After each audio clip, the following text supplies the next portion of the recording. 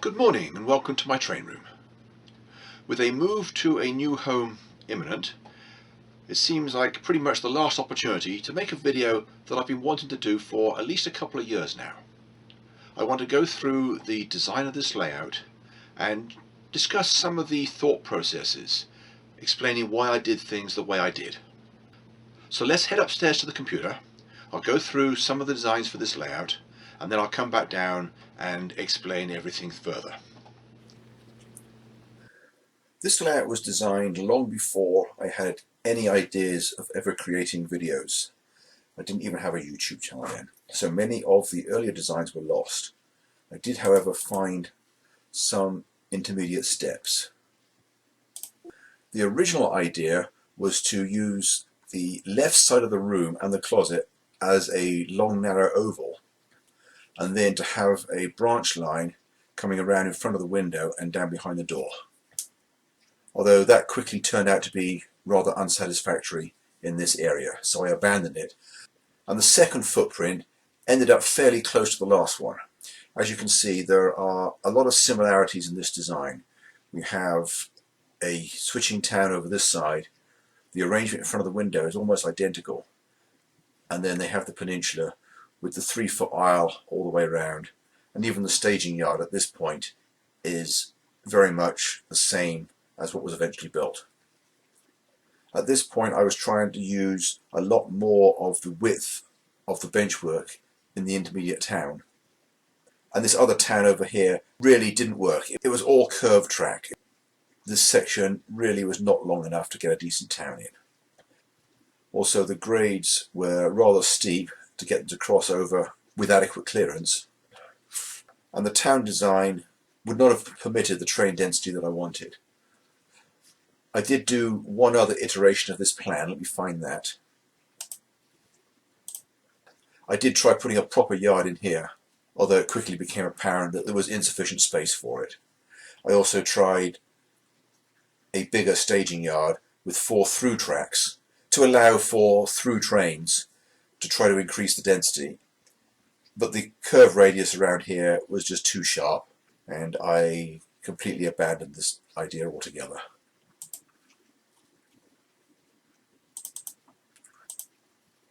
I quickly settled on this overall design, although at this point there was no yard lead at this end of the town, and I still had the over-elaborate switching area here.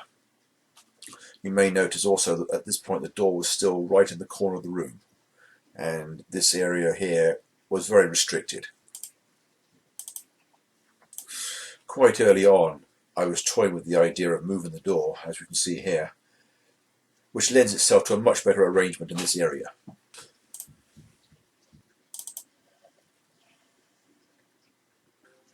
And also, at one point, I worked out how I could possibly extend this into a through town, go across the hall, and invade the furnace room with another staging yard.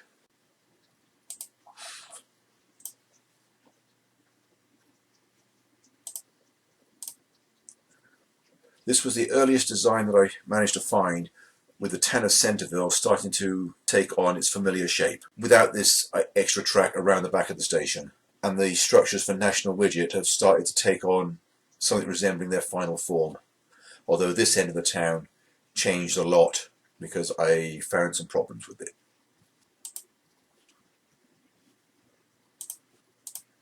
This plan is labelled version 11, and it is more or less as the layout was built. The arrangement of Centerville has now reached its final step. Although when I was laying out the track, I found at this point that I couldn't get the 2 turnouts one behind the other, and I ended up with the 3-way.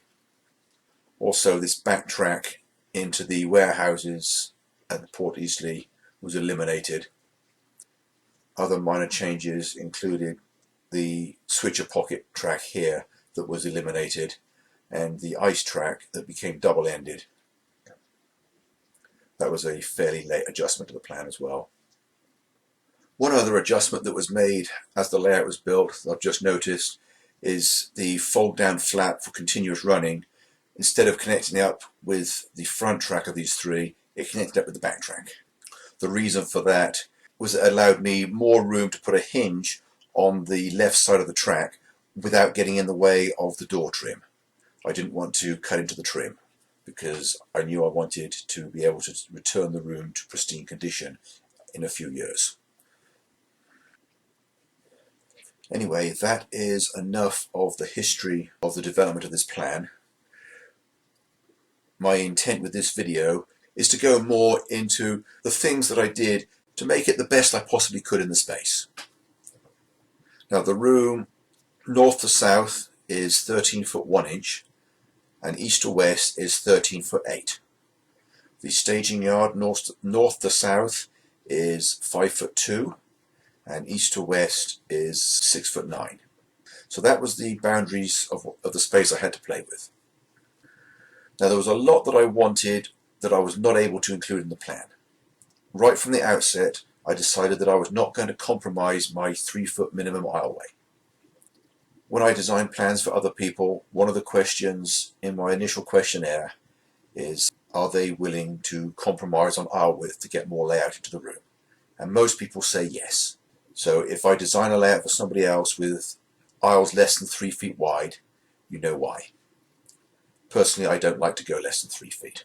And if you notice on this side of the room, the north aisle is actually about 4 feet here and even wider at this end. That's because my workbench is built under this town here and I wanted plenty of elbow room. I spent a lot of time in this north aisle and I didn't want it to feel cramped. I could have got a lot more layout in the room if I'd been willing to compromise on the aisles. You'll notice that there are no locomotive facilities anywhere on the visible portion of the layout, and I don't even have a visible yard. I just come from staging, I go through an intermediate switching town, through a short scenic section, and into my port terminal. So now that you have a good idea of what the track plan looks like, let's go downstairs and take a look at how that fits into reality. Well, here I am back down in the train room. So let's take a look at some of the things that I pointed out on the computer. Starting in the staging yard, we can see that I have basically crammed in as much staging space as I possibly could in the area.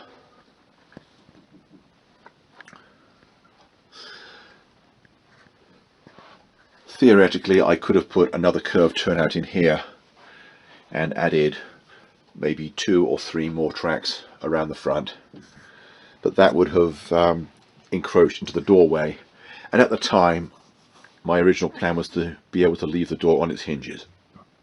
It was only after I'd already built this area that I decided it was better to remove the door altogether, so that's why I didn't do that. Now, in this corner, probably one of the most important things is to figure out how I was going to hide the entry from the staging yard. And if you see, I have a road overbridge. Well, actually I only have part of it. If we look from the top, you'll see it's actually not a full width bridge, but from eye level you can't tell that. And I flanked it with 2 tall structures, an especially tall one in the front, so that it blocks it completely from any viewing angle I don't want. The only way you can see the bridge is from straight ahead, where the width of it is not evident. If we try to view it from the side, we'll see that there is a dense clump of trees blocking any possibility of viewing it from behind the elevator. Moving on now very slightly, we come to National Widget, the largest single industry on the layout. Now, many layouts that I have seen are populated by industries that look as though their daily output could just about fill a minivan. I wanted this industry to look as though its output could fill a train.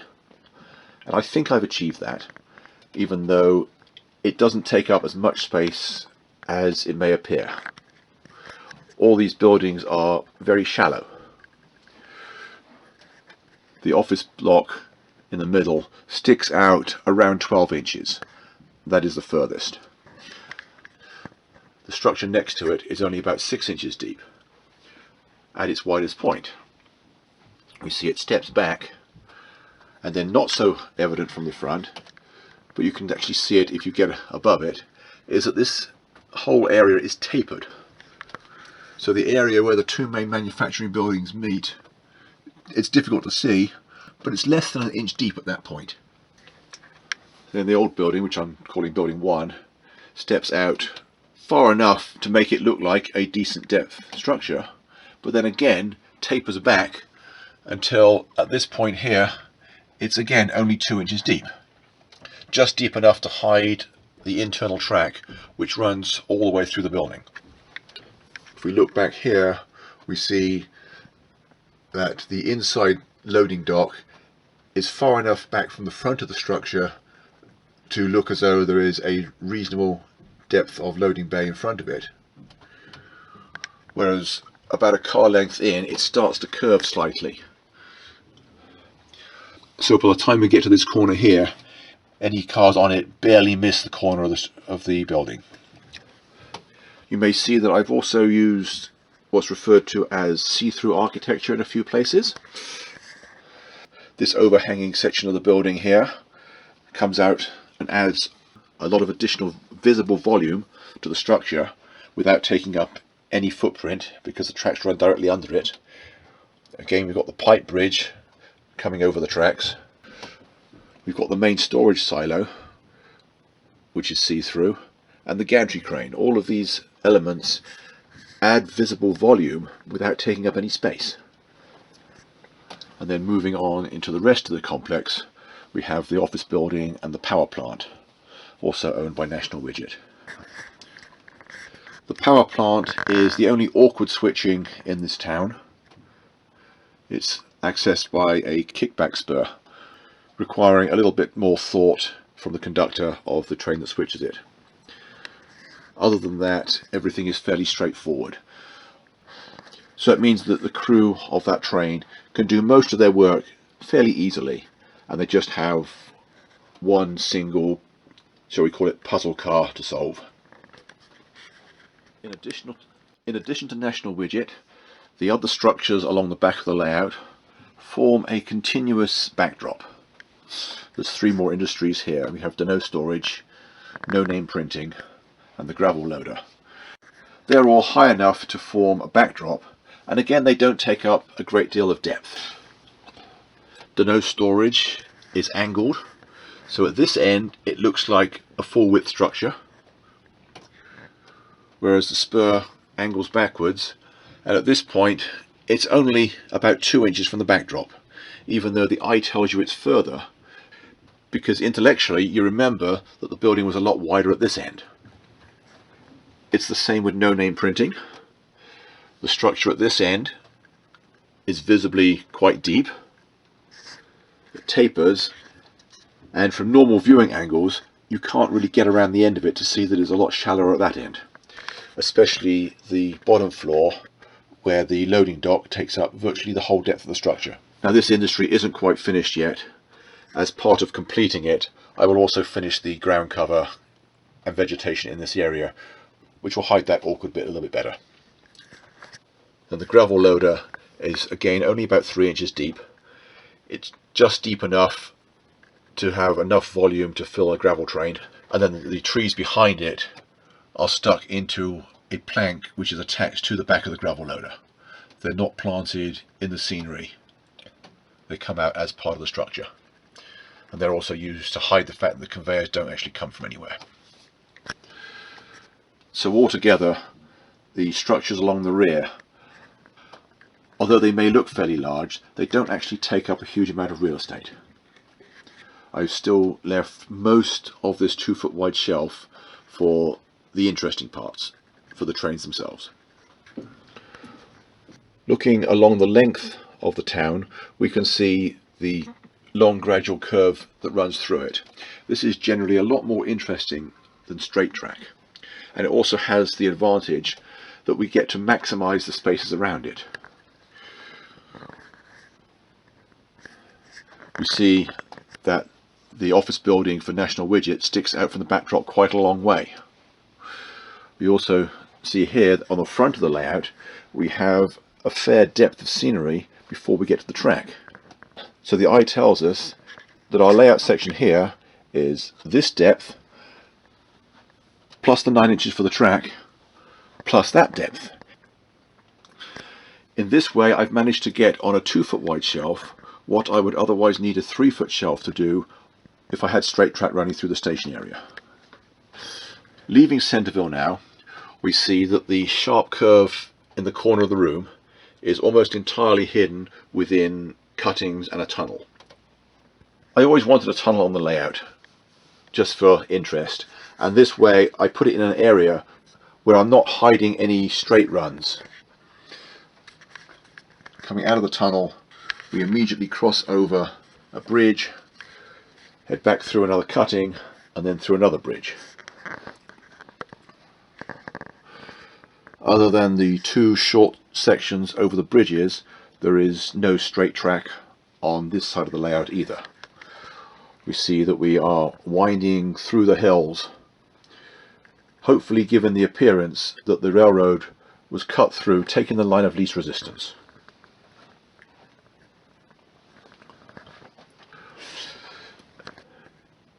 We can see that the main line curves towards the front of the layout, avoiding this very high hill behind it. If it had gone straight, another tunnel would have been necessary. Note also how the train disappears from view on several occasions. We start by bursting out through the wall, hidden behind the grain elevator. We're visible for several feet, and then we disappear behind the station and 2 clumps of trees. Ultimately I'm going to have a few more trees here, but not very many because I need to be able to reach over them, or around them, or through them. We pass behind the wood yard and then head through this short tunnel. Coming out from the trees, we head over the through truss bridge. Again, see-through architecture, as I talked about earlier. We disappear through another short cutting. We're briefly visible again, and then there are 2 more clumps of trees. Although they don't hide the train, they briefly obscure bits of it. There will eventually be more trees here before we head into the next town. But every time a train pops into view and disappears again, it's effectively another scene. It's another event, if you like. So in this short section we have a bridge, a cutting, another bridge, a cutting, a tunnel, a cutting, a wood yard, and then some industries. That is about 6 or 7 different scenes or different events in the space of about 10 feet. If I just run a main line straight through 10 feet of open scenery, it would only be 1 event. Moving on now to the other side of the layout, we can see immediately that this area is nowhere near complete. All the structures are either rough card mock-ups or they're missing altogether. However, the incomplete status of this area does not prevent us from seeing this area does still use many of the same techniques that I described when talking about Centerville. For example, if we look in this back corner, this long straight industrial spur with the reefer on it angles back towards the backdrop. So the structures are a lot wider at the end that is easier to see than they are at the other end, tricking the eye into thinking that they use up a lot more space than they really do. Now the clock tower here is modelled in full relief, with the structures next to it being only about ½ an inch deep. And then the station terminal building juts out over the back 4 tracks, giving full depth to what I hope one day will be an impressive structure. Beyond that, a road overbridge divides the scene again, another event like I was talking about last time. So we see that in a space of a few feet, the trains run under the terminal building, come into view briefly, head under a bridge, again pop into view before disappearing behind the power plant, and hence into a tunnel. Although that tunnel is only a dummy, if you recall from the track diagram upstairs. It gives me an extra 5 inches of length that I wouldn't otherwise have had, and also has the option of extending the layout when I move it to a larger site. Now, being a harbour town, Eastleigh has the potential for a lot of interesting elevation change. We can see a 4% grade coming down from the high level terminal to the main wharf, and then a switchback down another short grade, allowing the car float to be at an even lower level. You see, a car float needs to be about 7 scale feet, or 1 inch in HO, above the water, whereas a harbour wharf ideally should be a little bit more than that. These two areas could have been at the same level, but I like the variation of having the main harbour about an inch higher up. Coming around the other side of the peninsula, we can see that the coal dock is several inches higher still. That's because gravity feeding into barges is going to need a lot more height. For 2 tracks, the dock will be about 4 inches wide.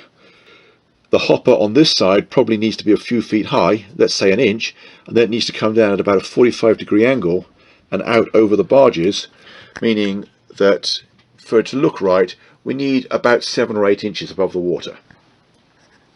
That extra height is obtained by taking my main line up on slightly less than a 2% grade, which starts at the switch for the ice track and continues steadily. The lead to the coal dock continues to slope up, while if we look, the main line humps about here and then starts to come back down again, back to the staging yard. And then the Y continues to lose the rest of the height until the grade ends just here. Well, this video is already getting long enough, so I'll break it here. Next week I want to talk about some of the other aspects of layout design, not necessarily directly to do with the layout itself, but things that are important nevertheless. So thanks for watching, and I hope to see you again next week. Bye for now.